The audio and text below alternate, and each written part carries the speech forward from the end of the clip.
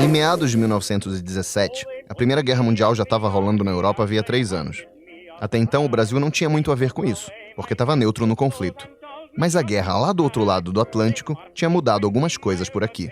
A primeira coisa, o Brasil, que dependia de muita mercadoria importada da Europa, não conseguia comprar porque a Europa não queria ou não podia vender. Afinal, tinha guerra no mar também, né? Daí a solução foi o Brasil tomar vergonha na cara e investir um pouco na própria industrialização. E daí eu não falo de iPhone, pau de selfie. Tô falando de coisa básica, tipo tecido, roupa, sapato mesmo. Com isso, o país começou a ter muito mais operário do que antes. Além disso, a Europa não vendia, mas precisava comprar. Porque normalmente, não dá pra conciliar muito morrer em trincheira e produzir alimento. O Brasil, aquela grande fazendona, tava a fim de vender. E o produto que era vendido pra Europa acabava ficando menos disponível aqui. Daí você junta tudo isso com um comércio dificultado por todos os lados pelas bombas e torpedos. O resultado é que ficou tudo mais caro no Brasil. Mais operário nas grandes cidades, todo mundo morando mal, apertado, trabalhando até não poder mais e ganhando pouco. E os preços das coisas subindo. Começou a dar aquela coceira, aquela insatisfação. Conclusão: o país teve uma greve geral, em que dezenas de milhares de trabalhadores cruzaram os braços e foram para as ruas protestar. Teve saque, teve repressão policial e teve até morte de manifestante. Tudo isso aconteceu principalmente em São Paulo, mas também em outras cidades, como o Rio. Houve como Edgar Leuenhoff, considerado um dos inspiradores da greve, definiu o movimento. A greve geral foi um movimento espontâneo do proletariado sem a interferência, direta ou indireta, de quem quer que seja. Foi uma manifestação explosiva, consequentemente de um longo período na vida tormentosa que então levava a classe trabalhadora. A carestia do indispensável à subsistência do povo trabalhador tinha como aliada a insuficiência dos ganhos. Isso foi há quase 101 anos. O presidente do Brasil na época daquela greve era Venceslau Braz, que comandou o país de 1914 a 1918. Costuma-se dizer que o presidente Venceslau teve que lidar com 3 Gs no governo. O primeiro G foi a greve de 17. O segundo G foi a guerra de 14 a 18. E o terceiro G foi a epidemia de gripe espanhola, que começou em 1918. E isso porque o Venceslau Braz tinha prometido que o governo dele ia ser de pacificação dos espíritos, depois dos conflitos e fracassos do antecessor, Hermes da Fonseca. No 8º episódio do Presidente da Semana, você vai saber se alguma coisa foi pacificada mesmo. Eu sou Rodrigo Vizeu e volto já. Trabalhadores do Brasil. O Brasil tem instituições democráticas sólidas. A nação pode estar certa e não haverá corruptos nesse governo. Um presidente que não gosta do poder não pode ser presidente. O governo está autorizando um aumento de 25% nos preços para a gasolina e de 10% para o óleo diesel e o óleo combustível. Caso você não tenha reconhecido essa última voz, ela é de Ernesto Geisel. Bom, mas o assunto aqui é Venceslau Braz. E a gente só tá falando desse cara aqui porque em um momento, do meio pro final do governo Hermes da Fonseca, as velhas oligarquias do Brasil disseram chega. Como eu contei no episódio anterior, o Hermes não fazia parte dos grupos que se mantinham no poder há anos no país e tentou trocá-los pela própria patotinha dele. Ele não conseguiu.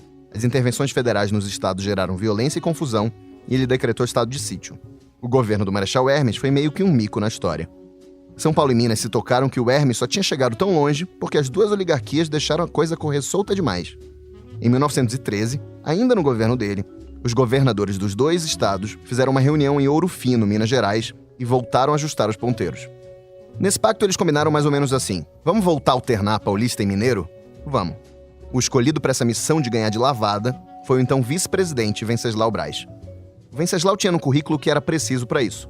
Mineiro, de família política tradicional, todo bem criado, tinha bochechinha rosada. Ele era formado em Direito em São Paulo e tinha toda uma carreira em cargos públicos, inclusive como governador de Minas Gerais. Isso bastava, né? Venceslau não era nem um gênio, mas também não tinha fama de estúpido do Marechal Hermes. Ele não era exatamente um ousado, mas isso parecia bem ok depois dos ímpetos do governo anterior. Venceslau fazia jus à sua origem. Era mineiríssimo, pacato, com aquela fala bem mansa. Como vice-presidente, enquanto o titular Hermes fazia das suas no Rio, Venceslau mal ia na capital. Ficava lá intocado na fazenda dele em Minas, quieto, pescando. O jornalista e poeta Emílio de Menezes, que satirizava tudo naquela época, escreveu: Moço de sorte o Venceslau. É o primeiro caso que conheço de promoção por abandono de emprego. Maldoso que só, o Emílio de Menezes fez essa outra definição do presidente. Nem ótimo nem péssimo. Vai indo. Personificação do meio termo. Veio das vascas do governo findo e é um paliativo no país enfermo. Ora galgando alturas, ora caindo. Ora na multidão, ora num ermo. Alguns afirmam que é um talento lindo. Outros que é um pobre simples estafermo. Ah, eu não sabia, mas fui checar no dicionário. Estafermo é uma pessoa paradona, meio palerma. O próprio presidente, por suposto, tinha uma autoimagem mais positiva, embora não muito diferente na essência. Pra vida, mais vale o bom... E quem interpreta o presidente aqui é o também mineiro Ranier Bragon, meu colega da sucursal de Brasília, que conseguiu um tempinho no meio da greve dos caminhoneiros pra me mandar esse áudio. Pra vida, mais vale o bom senso, o equilíbrio do espírito, do que os voos altaneiros das águias geniais. As águias, por isso que voam a grandes alturas, elas não veem com segurança as contingências do terreno onde a massa humana tem de agir. Uma terceira definição, mais atual e mais objetiva, me foi apresentada pelo historiador Carlos Darós, professor da Universidade do Sul de Santa Catarina. No caso, o Darós estava comentando comigo sobre a forma com que o Venceslau Braz lidou com a greve de 1917. A personalidade do Venceslau Braz, pelo que nós já pudemos acompanhar e ler, era uma pessoa que tinha uma boa capacidade para enfrentamento de crise.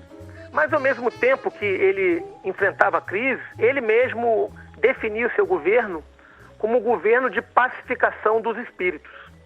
Ele tinha essa veia de negociação. E nós vemos que o caso das greves é um caso bastante emblemático.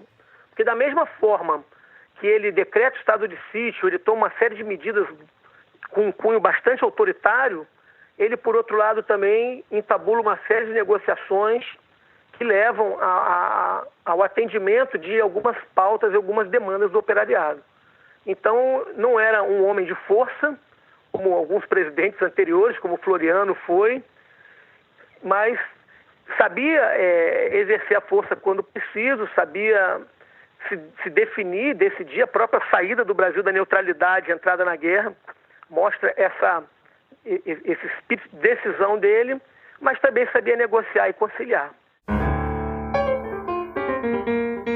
A greve de 17 não era só sobre melhores salários. Naquela época, era uma utopia direitos trabalhistas como os de hoje. Ou enfim, como os que tinham até o ano passado. Os trabalhadores queriam menos trabalho noturno, principalmente para as mulheres. Menos trabalho infantil, menos insalubridade e mais segurança. Essas reivindicações vinham muito de ideologias que ganhavam força na época, o comunismo e o anarquismo. Lembrando que 1917 foi o ano da Revolução Russa. Muitos dos operários eram italianos ou descendentes de italianos. Também haviam muitos espanhóis. E esses caras traziam da Europa essas ideias de pedir mais direitos, de se organizar e de fazer greve. Para os governos daquela época, não tinha esse papo não. A polícia reprimiu os grevistas e gente morreu. Entre eles, um jovem anarquista espanhol, José Martins. O enterro desse cara parou São Paulo. A greve se generalizou, teve pancadaria nas ruas e a cidade ficou ingovernável. Para os anarquistas, era a chance de transformar aquilo em uma revolução para derrubar o governo. O poder público reagiu mordendo e assoprando, com repressão e com negociação. O Venceslau Braz, ele decreta o estado de sítio, uma medida bastante autoritária, para poder fazer um enfrentamento com essas greves, que praticamente coincidem com o período que o Brasil está declarando guerra à Alemanha, reconhecendo o estado de guerra imposto pelo Império Alemão. Então foi um momento crítico para o governo do Venceslau Braz, em função do Brasil estar se lançando num conflito para o qual não estava propriamente preparado e com uma grande questão interna, que era dar uma solução para essas greves. Mas usando essas medidas de força, a própria declaração do estado de sítio, ele consegue também superar essa crise que, como eu afirmei, ela vem de um cenário global, não foi algo pontual no Brasil. O governo, inicialmente, ele combate o movimento grevista, né? Essas greves, elas, não como forma de greve geral, mas de greves pontuais, se estende até 1919, até posterior ao mandato dele, mas algumas pautas, algumas reivindicações dessa classe operária, elas são atendidas, como algumas melhorias de condições de trabalho e também um aumento salarial médio de 10% de maneira geral, na média do salário desses operários têxteis. Então, além da repressão, houve uma negociação também no sentido de procurar aliviar a pressão e atender algumas demandas do movimento operário. A fala do Darós me leva a outra grande questão do governo Venceslau, que foi a guerra. Para refrescar a memória, a Primeira Guerra Mundial estourou em 1914, depois de o herdeiro do trono do Império Austro-Húngaro, Francisco Ferdinando, ser assassinado por um nacionalista sérvio. Gente, mas por que fazer guerra mundial por isso? Calma. Naquela época, a Europa funcionava com um sistema de alianças complexo entre os países, e tinha também muito nacionalismo e militarismo para todo lado. O coração da lógica desse sistema era, de um lado, os poderosos Reino Unido e França, com seus antigos impérios coloniais, e ali, amiga dos dois, a Rússia dos czares. Do outro lado, a Alemanha e seu aliado, o Império Austro-Húngaro, que não tinham aquele portfólio de colônia pelo mundo, mas estavam crescendo e ameaçando os ingleses e os franceses. No fim, o que existia era uma disputa de poder entre ricos quatrocentões e ricos emergentes. Daí, quando se mata o arquiduque, o sistema de aliança funciona em efeito dominó. A Áustria-Hungria vai para cima da Sérvia, que é defendida pela Rússia, que é atacada pela Alemanha, e que ganha como inimigos a França e a Inglaterra. Já era. Aos olhos do mundo, inclusive do Brasil, o conflito era basicamente entre duas forças. De um lado, os franceses e os britânicos, e do outro, os alemães. E para entender esse período, é importante a análise do Carlos Darós, que também é pesquisador do Instituto de Geografia e História Militar do Brasil e escreveu o livro O Brasil na Primeira Guerra Mundial, A Grande Travessia. Quando Venceslau Braz ele assume, o Brasil era ainda um país neutro, mas mesmo sendo neutro, a guerra trouxe preocupações para ele, inclusive no aspecto de governo. Por quê? Havia algumas tensões que mostravam que a neutralidade do Brasil e a imediata estabilidade poderiam a qualquer momento ser rompidas. O aspecto que trazia uma inquietação para o governo é que, de imediato, surgiram dois grupos entre as elites brasileiras, entre a classe política e até mesmo um debate muito intenso pela imprensa, pela mídia, no sentido de grupos que se apoiaram ideologicamente, se alinharam ideologicamente aos alemães, os germanófilos, e outro grupo que se alia aos aliados, os aliadófilos. O ministro, o chanceler, ministro das Relações Exteriores de Venceslau Braz era Lauro Miller, uma pessoa que tinha uma simpatia pelos alemães e inclusive era descendente de alemão.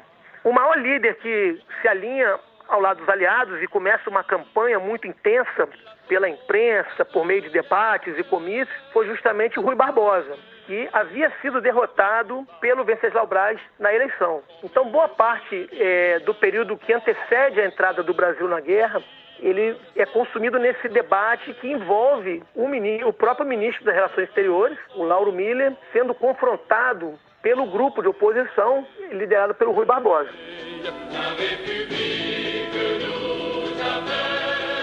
A elite brasileira tinha sua cabeça muito moldada pela França, mais ou menos como é hoje com os Estados Unidos. E quem tomava partido da Alemanha, vista pelos francófilos como bárbara e militarista, normalmente eram os descendentes de alemães, o que criava uma preocupação especial do governo brasileiro sobre a grande colônia alemã no sul do país. Para piorar, ainda circulavam pelo país uns mapas feitos na Alemanha antes da guerra que exibiam uma América do Sul do futuro, dividido entre Estados Unidos, Reino Unido e Alemanha. Num desses mapas, o sul e o sudeste do Brasil virariam alemães. Nos anos Venceslau vai se formando todo esse caldo de cultura, o comércio em dificuldades pelos bloqueios navais, e a gota d'água é o afundamento dos navios brasileiros por submarinos alemães. Em 26 de outubro de 1917, mais de 3 anos depois do começo da Primeira Guerra Mundial, Venceslau Braz proclama estado de guerra com o Império Alemão. Não mandamos milhares de tropas à Europa. Não derrubamos o Kaiser. Venceslau não foi nenhum Jorge Clemenceau. A participação brasileira na Primeira Guerra foi reduzida e se resumiu a 4 pontos fundamentais, como me explicou o Darós. O primeiro foi a instalação de uma missão médica em Paris, com muitos voluntários que ajudaram muito a tratar do enorme fluxo de feridos e mutilados. Essa guerra tinha uma característica absurda. Ela conciliava avanços tecnológicos, com metralhadoras, armas químicas, bombas e até os primeiros tanques, com uma visão antiquada de guerra de trincheiras, de tomada de territórios por avanços da infantaria. O resultado disso foi uma carnificina, com cerca de 20 milhões de mortos em 4 anos. Além da missão médica, o Brasil enviou pilotos para a Inglaterra que não chegaram a entrar em combate, mas treinaram e participaram de algumas operações no Canal da Mancha. Um grupo de oficiais brasileiros também se integrou ao exército francês. Esse grupo vai ao exército francês, só que eles não ficam somente na observação. Eles conseguem a autorização do governo brasileiro e do governo francês para permanecerem adidos ao exército francês e, inclusive, comandar tropas francesas. Então, nós temos oficiais brasileiros comandando pelotões, comandando esquadrões do exército francês, e esses, sim, efetivamente entram em combate. E a principal contribuição do Brasil foi o envio de uma divisão naval para fazer patrulhas contra submarinos na costa da África, subindo em direção ao Mediterrâneo. Uma esquadra com aproximadamente 1.500 marinheiros que partiu do Brasil, foi para a África. Ocorre que numa escala feita em Serra Leoa, o vírus da gripe espanhola atingiu em cheio a divisão naval brasileira. Começaram a morrer marinheiros, outros ficaram doentes, tiveram que ser repatriados para o Brasil, o que causou um atraso muito grande na condução dessas operações. Foi necessário enviar substitutos do Brasil, foguistas, oficiais, para poder repor as perdas. Efetivamente, a esquadra brasileira, a chamada DNOG, Divisão Naval de Operações em Guerra, ela vai para Gibraltar e ela chega em Gibraltar um dia antes do armistício que pôs fim à guerra. Ela não chega a ter uma contribuição efetiva para o conflito, embora na própria ida, no próprio itinerário, ela realizou esse patrulhamento antissubmarino. Os marinheiros brasileiros não entraram em conflito com humanos, mas se envolvem em um episódio que entrou para a história do nosso anedotário militar. No deslocamento entre Senegal e Gibraltar, quando a Divisão Naval de Operações em Guerra ela segue já patrulhando a costa ocidental da África, um vigia de um dos navios observou uma movimentação diferenciada na água, julgou que fosse um submarino, até porque havia a indicação de um submarino, um contato com um submarino feito alguns dias antes. E em tempo de guerra, em navios que não tinham nenhum recurso tecnológico para detecção de submarinos, o sonar só foi criado mais tarde, décadas mais tarde, não havia hidrofone, não havia nenhum recurso de tecnologia, apenas o visual. Foi ordenado um ataque preventivo. Constatou-se depois que esse ataque foi desencadeado contra esse cardume de toninhas, que é um animal próximo da classe dos golfinhos. Isso ficou conhecido como Batalha das Toninhas. Ao longo dos anos foi apresentado como uma forma de anedota, até questionando a capacidade daqueles marinheiros, o preparo profissional. Mas nós lembramos que em 1982, por ocasião da Guerra das Malvinas, com toda a instrumentação eletrônica nos navios da Marinha Real Britânica, o que havia de bom e do melhor, a Marinha Real Britânica, uma fragata, atacou 2 baleias, também nas mesmas condições. Na guerra não há muito tempo para verificar e perguntar depois. Então, preventivamente, se lança o ataque, se julgado uma ameaça para a esquadra, e esse ataque depois verifica-se o que aconteceu. Aproveitando o gancho do ataque aos cetáceos, o Darós fez um comentário que eu achei bem pertinente sobre a nossa tendência de minimizar a importância do Brasil e até mesmo de ridicularizar um pouco a nossa história. De uma maneira geral, o brasileiro médio, o leigo, próprios setores da mídia, existe uma tendência de minimizar, de depreciar a própria produção cultural brasileira. Se a gente for ver qualquer produção que indique o tempo do Império, o tempo de Dom Pedro, seja novelas, seja peças de teatro, o viés é sempre negativo. No caso das guerras também. Primeira Guerra Mundial e a Segunda, se nós formos olhar para o tamanho dos conflitos, para a magnitude que foi a primeira, depois a segunda, a nossa participação ela foi pequena. Ela não foi decisiva para a guerra. Porém, tanto para a Primeira Guerra quanto na Segunda, a nossa participação foi essencial para o Brasil. O Brasil ganhou um protagonismo diplomático que não possuía, principalmente em razão do Hospital Militar em Paris.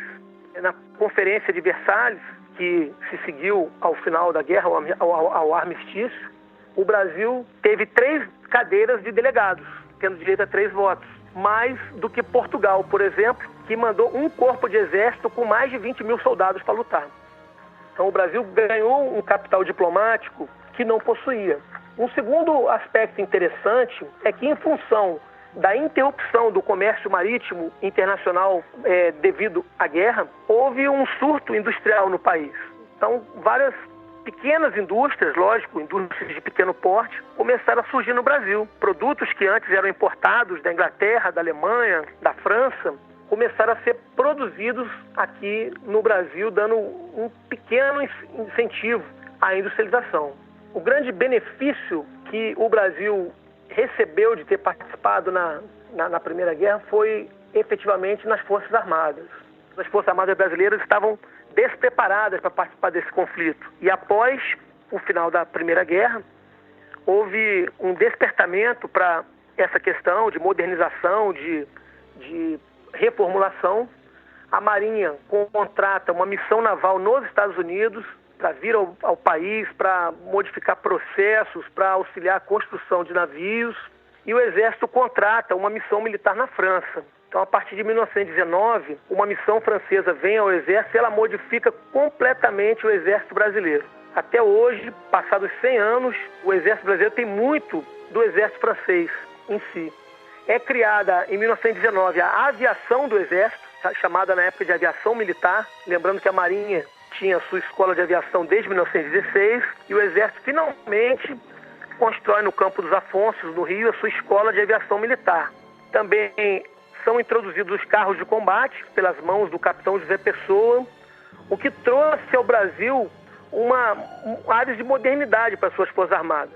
Se para o conflito, para a guerra, pelo seu tamanho, a participação brasileira foi muito pequena, ela não produziu um efeito decisivo, por outro lado, para o país, a participação nossa foi muito importante, porque produziu modificações no campo econômico, no campo político, no campo social e principalmente no campo militar. No governo do Brasil, o Venceslau Braz viveu ativamente todas essas transformações, deixando o poder 4 dias depois do fim da Primeira Guerra Mundial, em novembro de 1918. Fora do poder, ele até ia se envolver em política ocasionalmente, mas uma vez ele disse: depois de ter sido presidente da República, a nada mais deve aspirar um homem na vida pública. Como tantos políticos da Primeira República, Venceslau vai desaparecendo da vida pública após a Era Vargas e o que vem depois. Embora morrer mesmo, ele só fosse morrer em 1966, já na ditadura militar, aos 98 anos, tornando-se o mais longevo ex-presidente da nossa história. A eleição e o governo do pacato Venceslau Braz deixou claro que a política do café com leite era uma espécie de transatlântico, difícil de ser derrubado, mesmo com essas crises. Mas um iceberg começava a surgir no horizonte, em parte devido a tantos acontecimentos. Os anos da distante guerra europeia deixaram como saldo um Brasil com mais comerciantes, mais indústrias, mais operários e mais vida urbana. Ficamos menos lavoura e mais cidade. Mas os capitães desse transatlântico iam demorar a ver isso. Em 1918, o Brasil voltou a eleger o paulista Rodrigues Alves, presidente do comecinho do século, para a presidência da República. O problema do ex-presidente é que um dos 3 Gs do governo Venceslau continuava a assombrar o país, e a gripe espanhola ia fazer do novo presidente uma de suas vítimas. Isso eu deixo para discutir no episódio da próxima semana, que estará cheio de presidentes, e eu prometo sem nenhuma guerra mundial, que eu falei pra caramba nesse episódio porque é um assunto que eu gosto bastante. Eu sou Rodrigo Vizeu e faço a pesquisa, produção e narração do podcast. Vitor Parolin é o responsável pela edição de som. As vozes desse episódio foram feitas pelos colegas de Folha, Walter Nunes, como Edgar Leuenhoff, Daniel Castro, como Emílio de Menezes, e Ranier Bragon, como Venceslau Braz. Até a próxima.